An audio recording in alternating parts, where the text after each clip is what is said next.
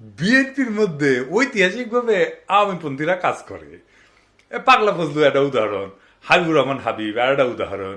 ওই নাকি জামাত ইসলামের লোকদেরকে মসজিদে ঢুকতে দিবি না, নামাজের ইমামতিও করবে দিবি না। আটঘরিয়ার কোন মসজিদে জামাতের কোন ইমাম কোন মুয়াজ্জিন আযান দিতে পারবে না, জামাতের কোন ইমাম ইমামতি করতে পারবে না। তো এই দুটাই ছাত্রলীগের প্রেসিডেন্ট ছিল। বিএনপির শামুজ্জেম ছাত্রলীগের প্রেসিডেন্ট ছিল পরপর 3 বার। মনিরুল হক চৌধুরী আর এক ছাত্রলীগ বিএনপি করে। এমনকি পরপর 2 বারের সভাপতি হওয়া কে এম ওবায়দুর রহমান, সেও বিএনপির সাধারণ সম্পাদক ছিল অনেকদিন। তো দুদু ভাই, আওয়ামী লীগের টাকা মানে তো আওয়ামী লীগের নেতার কর্মীর টাকা, তাই না? কে এম ওবায়দুর রহমান যখন বিএনপিতে আসে বা অন্যান্য ছাত্রলীগের নেতারা যখন বিএনপিতে আসে, তার টাকা পয়সা কি আওয়ামী লীগকে ফেরত দিয়ে আসে নাকি নিয়ে আসে? আব্দুল আল মিন্টু যখন আওয়ামী লীগে ছিল, তার টাকা আওয়ামী লীগের টাকা না।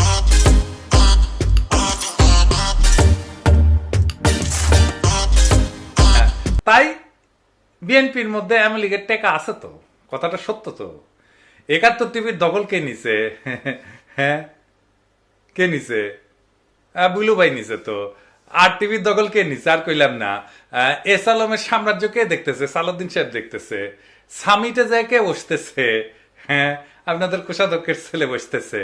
হ্যাঁ, দখল করতেছেন সবকিছুই। দেখেন, ভ্যান চালকের জমিও তো বাদ দিতেছেন না। 1200 বিঘা চিংড়ি ঘের দখল করেছেন। হ্যাঁ, আর দেখামো এডিটর সাহেব দেখাবো না। আচ্ছা ঠিক আছে, আজকে বাদ দিই, আজকে আর না দেখা।